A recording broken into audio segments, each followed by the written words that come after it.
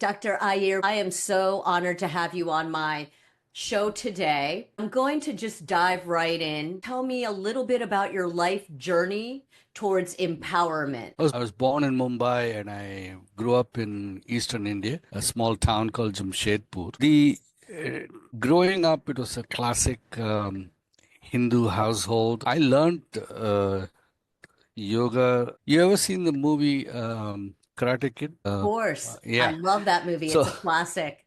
So, Mr. Miyagi's village, karate is not a class. It is people just live karate. They cook, they do the gardening, they do the fishing and they do karate while they were doing that. So in India, in my house, we didn't go to class for yoga. We were doing yoga as part of our everyday life. So I never really went to a coach to learn yoga. We learned it as part of, like the way here kids learn how to play, like that we learned how to do yoga. So we learned how to do breathing exercises, I learned how to do focus and so on and so forth as part of everyday activity.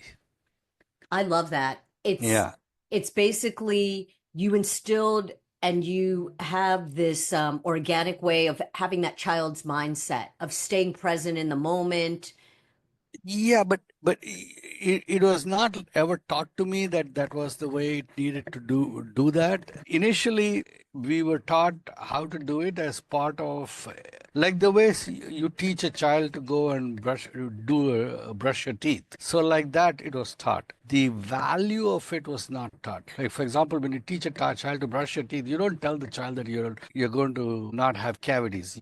You initially tell them you got to brush your teeth because that's why I told you so. That's all. The reason and the value of it is not taught to you initially. You are told to first do the things. So, like that, we were told to do these things without telling us whether it would actually make a benefit. And then later on, I started discovering that I had an advantage over everyone else when because I was doing certain things. So initially the instruction was very mechanistic without the logic or the reasoning behind it. Then going from there, I discovered something about my own personality. I discovered that I had ADHD, and I didn't know that I had ADHD, but I did realize that my mind would go in directions where other people would not. Many years later, at the age of 58, I got diagnosed as Asperger's with ADHD, but it was as an adult. By then, I had already figured out using methods of breathing and exercise. I figured out how to manage this extremely powerful mind of mine. Um, because it would spin at a speed that most people would not be able to handle it. And growing up, I found it difficult because I found myself capable of solving problems faster than other people, but I was always having difficulty staying on the task to completion. So now, when somebody faces that, it would normally be that you struggle with it and then you give up. In my case, because I had this childhood experience of breathing and breath awareness, I refused to accept that it was the operations of my mind was who I was. I had already gotten a sense of my own awareness as separate from the operations of the mind. So I started pursuing this thread of going deeper and deeper into just focusing on awareness as opposed to the interpretations of awareness. And in this way, I found myself at a place where I could rapidly go into a zone of hyper focus, stay in that zone at will, and then move out of it. And in this manner, I was able to manage the speed with which my mind worked. Hmm. So that was this background story. Once I realized that, I found that I could empower other people. Most people think of empowerment as going and showing something, but empowerment is actually a state of being. When you can be in a space where other people who come into your presence become empowered. And that is a unique space that you can engage in. Well, it's amazing how much you've accomplished despite the fact that you had these diagnoses. For those of us who don't know what Asperger is, give us the definition. Asperger's is a spectrum of autism, but autism is not one entity. You can go from a very severe autistic personality where you are unable to handle the sensory load that comes into your brain, and it is overwhelming and you just shut down, to a place where the sensory burden that comes in, the sensory input that comes into your through your five senses triggers your brain to constantly generate creative ideas. Most people want to be creative, but they don't realize that when you are extremely creative, what happens is you are not able to stay with any single idea to completion. As a result, you keep bouncing. So most people with Asperger's, for example, I have a photographic memory. So anything I see, I'll remember. That's it. If I read something, I'll remember. Now, while that is extremely useful in academics, my ability to think creatively often makes me in a social situation when I'm talking to people. Somebody will start talking about something, and I will understand what they're trying to say, and I will reach the end of their argument before they have finished their own sentence. Can you imagine how irritating it would be? Because I will say, "Oh, yeah, I got it." Then I will go ahead and explain everything. And the person who was starting to explain their topic suddenly finds their entire conversation hijacked by me. In a social surrounding, that would automatically not make me a very popular person. Get it? Right. So the other thing, for example, in medical school, we would have 10 medical students,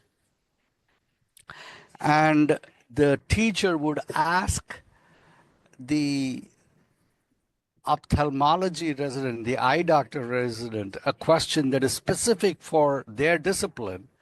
And I am an internal medicine resident. I'm not supposed to be answering the neurosurgeon's question or the eye doctor's question. And if what I would be I would be sitting in that group. I'm a internal medicine doctor, there's a neurosurgeon, there's an eye doctor, there's a general surgeon. They're all talking to the professor, and the professor asks a question to the neurosurgeon, and the neurosurgeon is beginning to answer, or is a little slow on the answer, or is not able to finish. I would be sitting here and I would be unable to stop, and I would blurt out the entire answer for the neurosurgeon.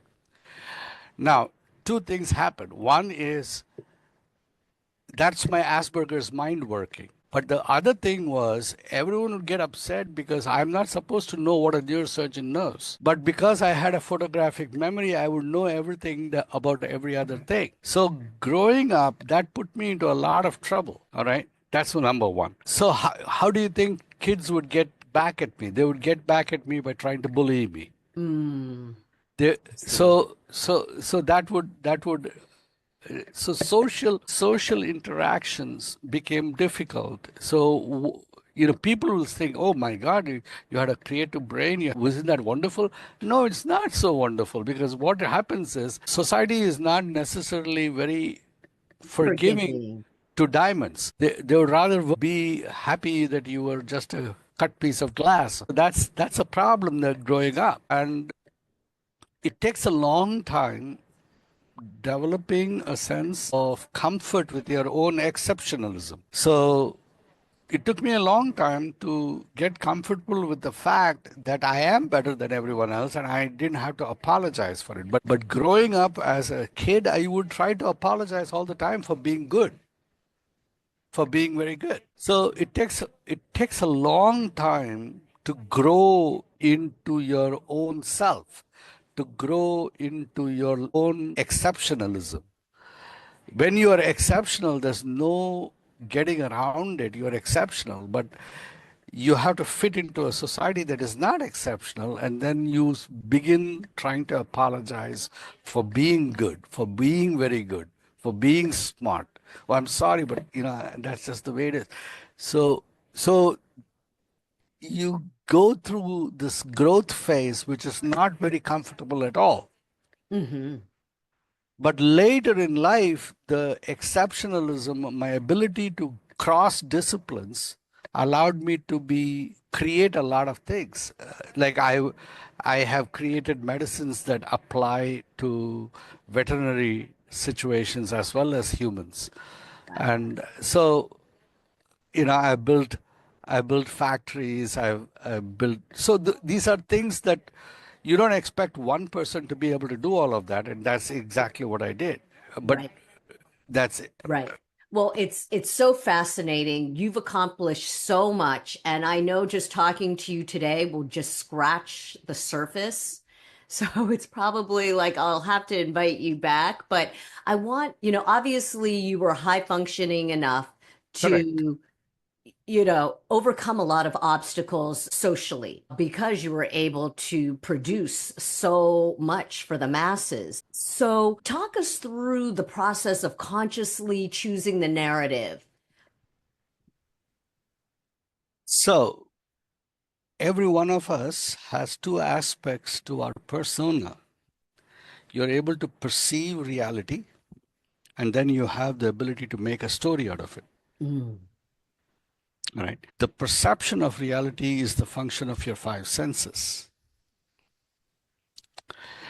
Your five senses receive stimulations, photons striking your retina, giving you light and color, molecules that drift into your nose and give you a sense of smell, molecules that fall on your tongue and give you taste, molecules of air striking your eardrum, giving you sound, molecules striking your skin, giving you touch. Out of these five impacts, these are impacts of molecules striking your five senses. This is your perception, this is your reality. mm, But that's not just it. The minute that happens, you then create an interpretation, a story, a picture, and then you create a like or a dislike. Then you create an assessment, good or bad. Then you'll create a preference, and then you you create a choice. That second part of operations is basically your lived life, your lived experience. mm, mm, Your lived experience is entirely in the story that you create.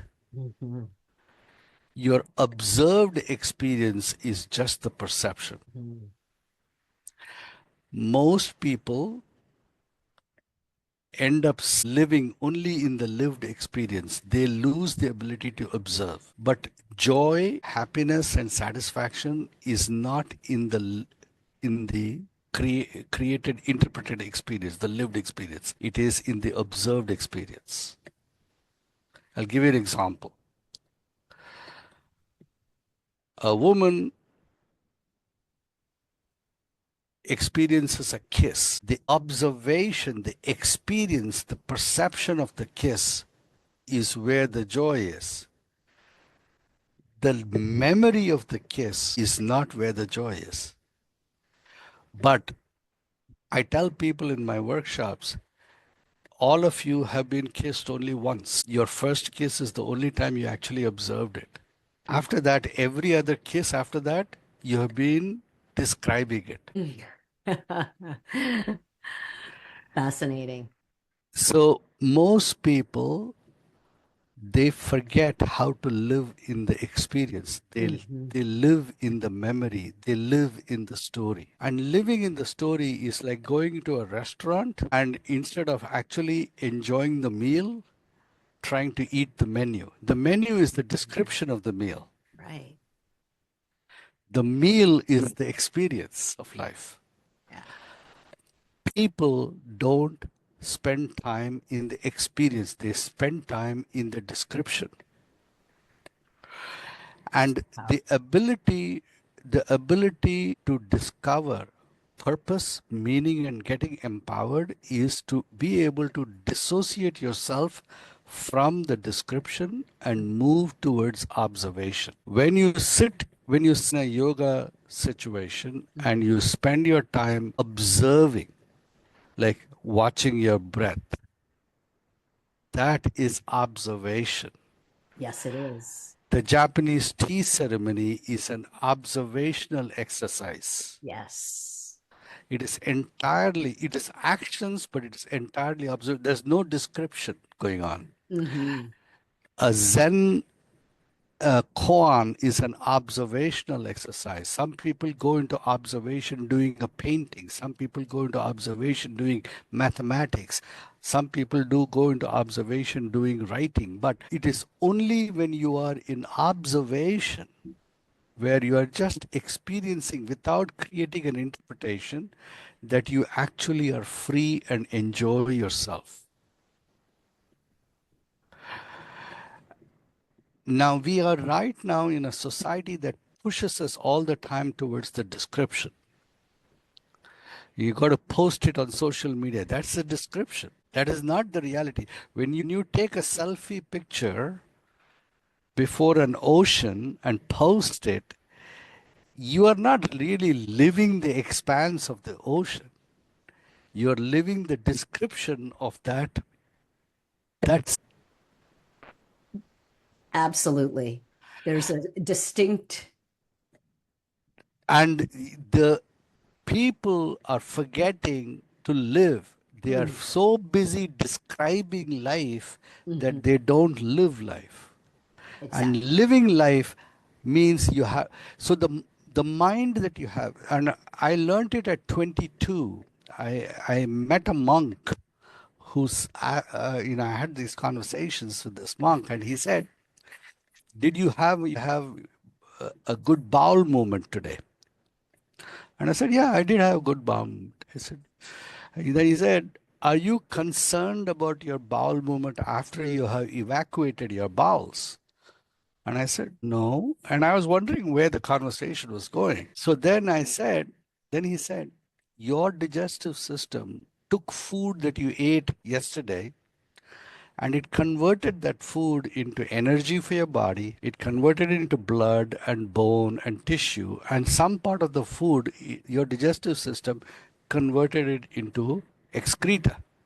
All Yes. right. Your brain does the same thing. It takes in the input from the five senses and it converts it into thoughts, desires, wishes and anticipations and plans and dreams and hopes and fears and likes and dislikes.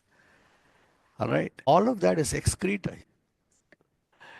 You are spending your life playing with shit. You don't need to. Love that analogy. Whereas all you have to do is learn to observe and then stay in observation.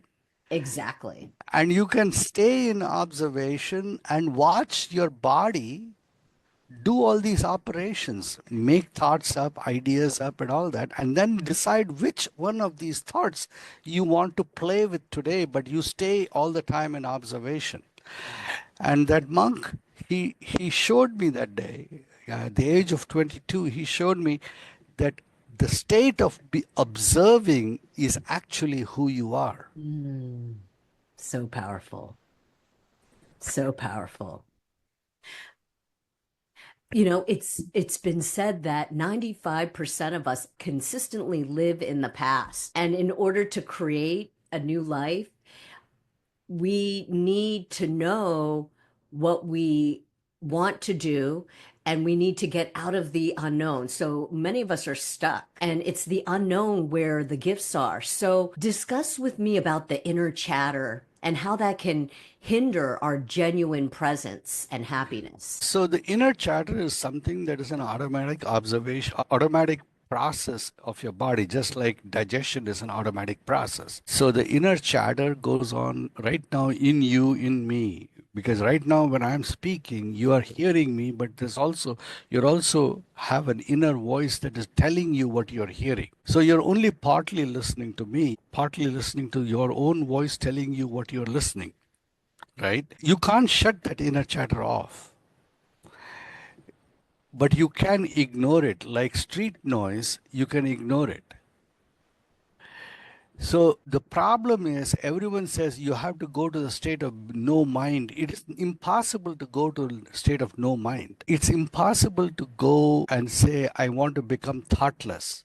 You can't. It doesn't happen. What you can do is disregard the street noise. If you consider your thoughts as street noise, and find out who you are as the state of awareness, observing and able to recognize the existence of street noise, then you can let the street noise happen and just Mhm. stay in observation and then decide from time to time which part of the noise that is happening outside your window you want to engage with.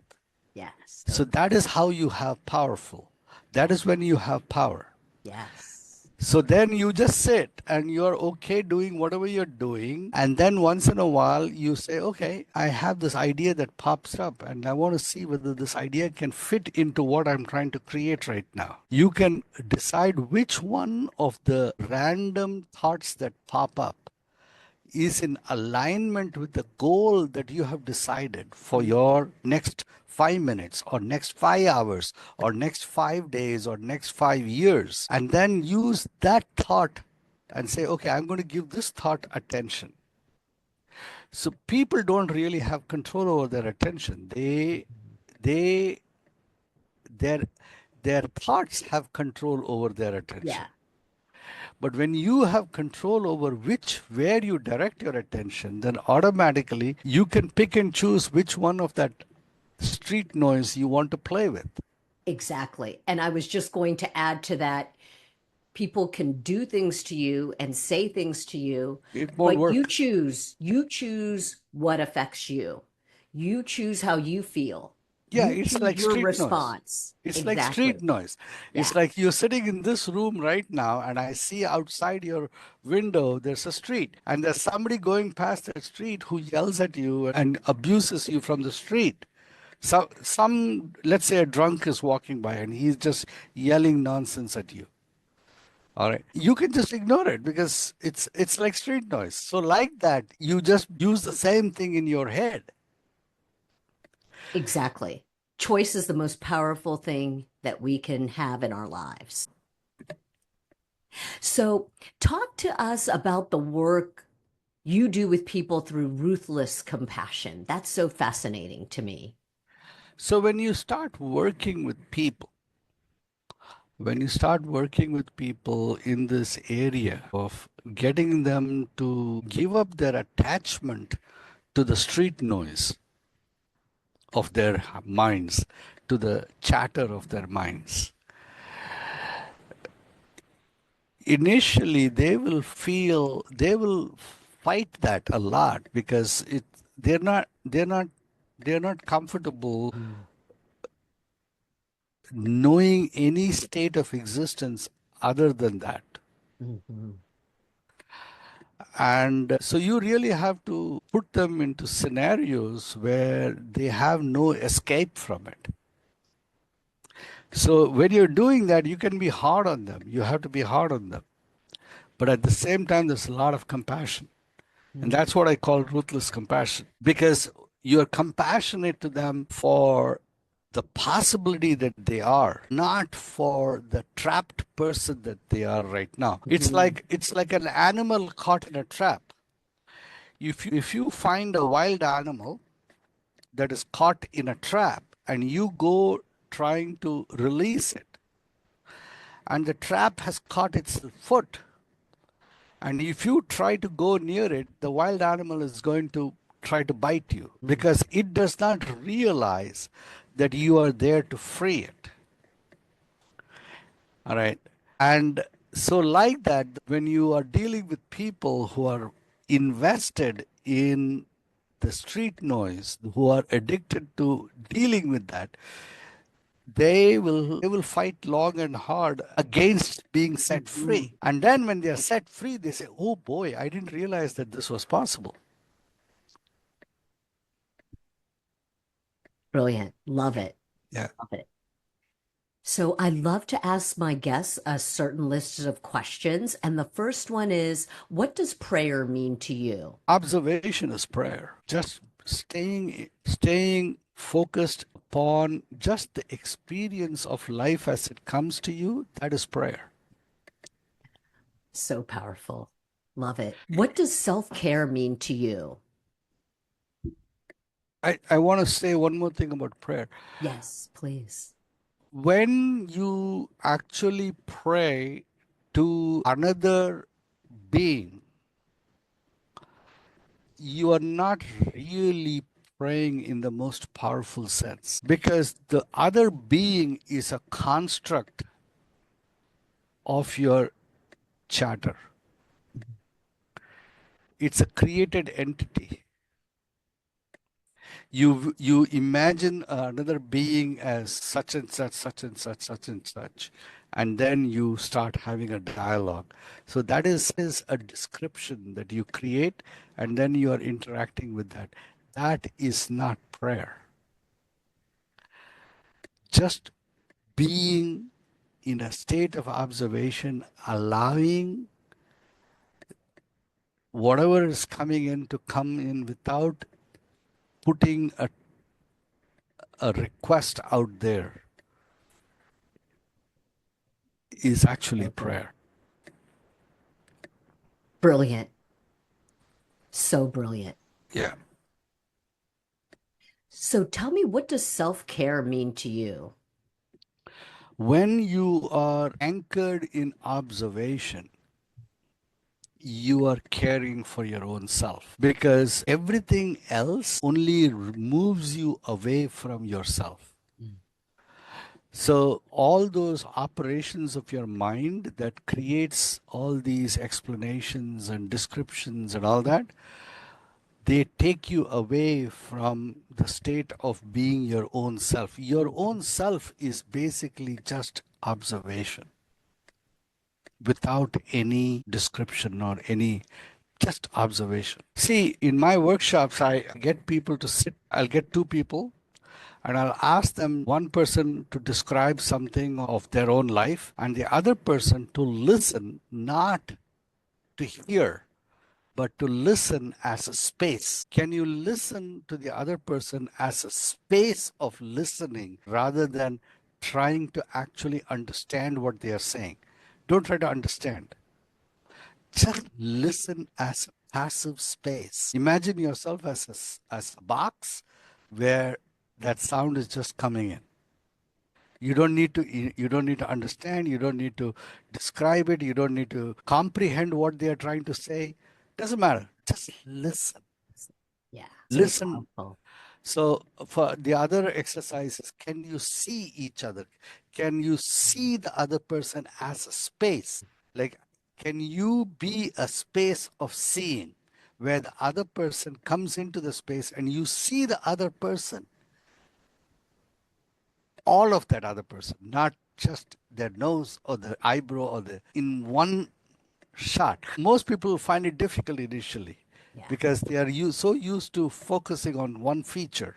exactly. And to actually visualize yourself as a space within which seeing happens. Yeah, so good.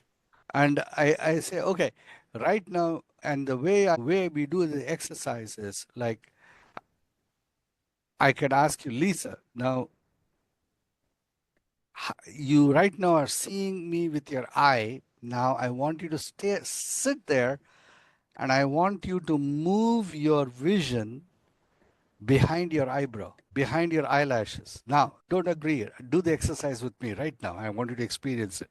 Okay. Move your vision behind your behind your cornea, behind your lens.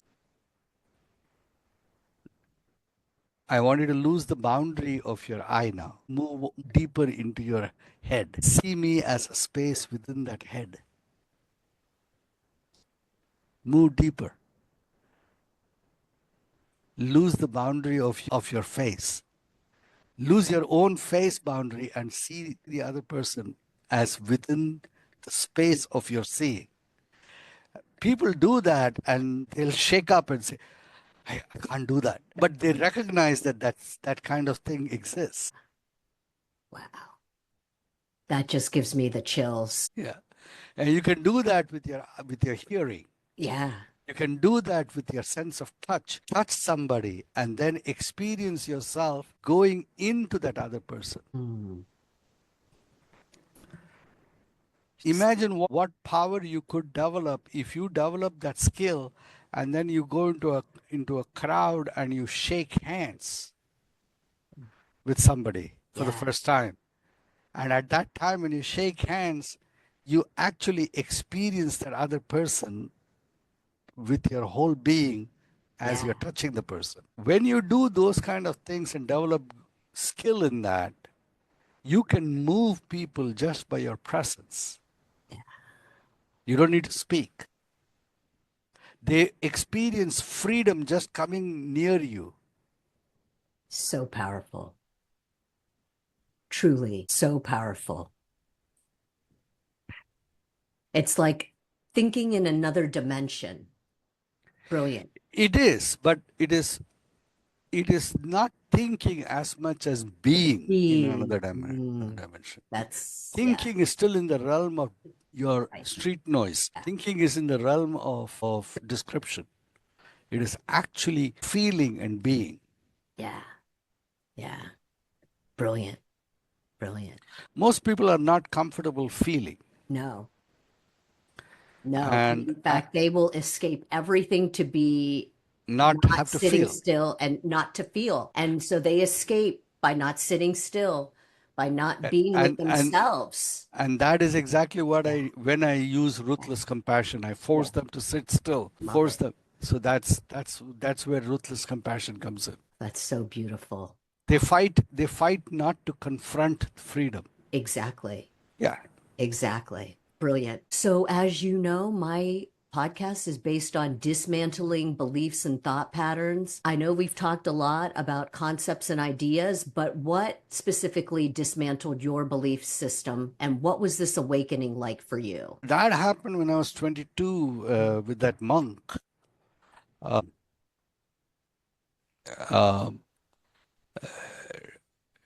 I mean, the actual shift happened when I was 22. It took me about another 10 to 15 years to assimilate it because when you have a shift like that, it's not a one and done because you'll fall back into old patterns. So I had this expansive shift where I suddenly, let me back up a little bit. So the descriptions of our life, the constructs of our brain form the prison walls within which we live, right? Right. So my encounter with that monk where he actually broke open it was like he cracked the prison wall, but he didn't shatter it, so I couldn't walk out.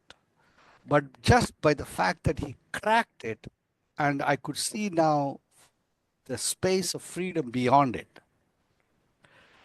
But it was still a crack. I was still trapped within the constructs of my habit of creating descriptions. So from that point onwards, even though technically my freedom began then, my job was to make this crack bigger and bigger until I could actually walk out of it.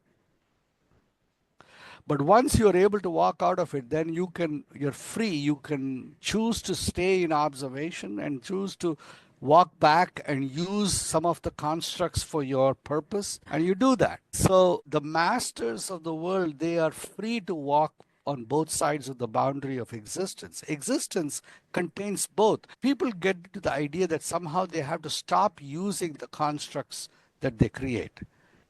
No, those are useful, they are important, but they are only one part of who you are. Existence implies both having the ability to create constructs and the ability to walk free and the ability to move beyond boundaries on both sides freely without getting pinned down in any one Hmm. direction.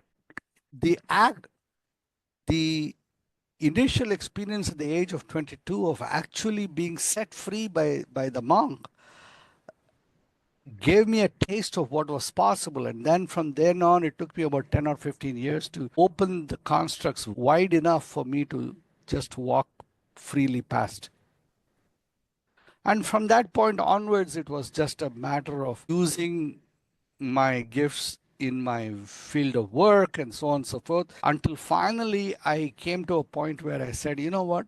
And that happened during the pandemic, because during the pandemic, I found that I was able to use my gifts to save an entire community from the pandemic without getting trapped in fear and division. So then after the pandemic was over, I said, you know what? Good I for you. need to take this message out. I've been doing this work one on one, one person at a time. I need to now take it to a one to many. So then I wrote a book. Then I went to the TED stage, and things like that. But but the actual work of doing this has been going on since I was 35 or maybe 40 or so. Wow. Amazing. Yeah, Amazing. yeah. Phenomenal. Well, if there was one thing you wanted the listener to take away from our conversation today, what would it be? Start by developing your skills of observation. And you can do it. You don't need to go to a monastery. People should not. I mean, like people have Preconceived this idea that you yeah, have to pack all your belongings and go yeah, to you the mountains. No, you don't. It starts no. right here. Yeah, because the monastery is also another kind of world. So you're just trading one world for another, and you're still carrying all your baggage with you. Yeah, So the to use the same words of the monk, the shit of your life is in you, so you don't need to go anywhere to clean the shit out. that's the best analogy I've Yeah, heard. so you need to basically stop engaging, or you start by developing, you start with 5 minutes of pure observation, and you Hmm. can do anything. um, I will sometimes I have a notebook that I use in the morning, and Journaling. Hmm. no, I don't journal, I write. I do calligraphy. I do Oh, one. beautiful. So there is a Sanskrit letter, and I will do that one letter, and I'll do it 16 times on one line. So every morning I'll take it, and then I will spend time drawing that one letter, and then I'll do it again, and then I'll do it again. I'll do it 16 times and that one line, and that's it. And then I'll close the book and go on with my day. Then there's another thing that I call the creator's hour. The creator's hour is a period in the day where your entire neuroendocrine system is in peak performance. Hmm. And it is related to the sunrise sunset cycle. The creator's hour begins 96 minutes before sunrise each day. Hmm. So what I do is, for example, sunrise is 6 a.m. Hmm. So 96 minutes before sunrise would be 4:30. 4:30. So I'll get up half an hour before then. So I'll get up at 4 o'clock. I'll get up at 4 o'clock, and then in that half an hour, I'll get ready. I'll wash, I'll brush my teeth, go take a shower, get ready. Then at exactly 4:30, I will sit down and I will do my calligraphy. I'll do something creative. And the creator's hour is not for a whole hour. It's for 48 minutes. So it starts 96 minutes before sunrise, and it ends 48 minutes before sunrise. So for those 48 minutes, I'm doing some calligraphy, I'm writing, or I am thinking about something or whatever. But it is dedicated to all observational activities. And then I'll get up and have my breakfast, and then I'm off to work. Yeah. I don't think about it anymore. But you can start doing that. If some people are having difficulty getting up that early, they're used to sleeping in late, and that's a habit that you're going to have to change, or to get the benefit of the creators are, you have to get up. There's no other way around it. It's 96 minutes before sunrise. That's the way the human body is generated, created. You can't get around it. Our entire hormonal system fluctuates according to the sunrise sunset cycle. So that's the time of the day when all your hormones, all your nerves and neuroendocrine system is in peak harmony. Wow. So brilliant. I know that I've heard getting up at that hour is they describe it to the winner's circle, basically. Yeah, but I call it the creator's hour. Yes. Love So that. Yeah. it's not exactly an hour, but yeah, the creator's hour. So, Love it. Well, I could talk to you endlessly. The thing is that I want to our listeners to be able to get in touch with you. So where just is your preferred just go to my website and I'll put it in the chat note here. It's www.driyer.com, driyer.com. I'll be sure to include all of this in the show notes. I feel so empowered by our conversation today, Dr. Iyer. It was such a gift to have you on with me and to share all your insights with my audience. Sorry, Thank I you was a so little. much empowering people through your expertise. Thank you, Dr. Iyer. Thank you.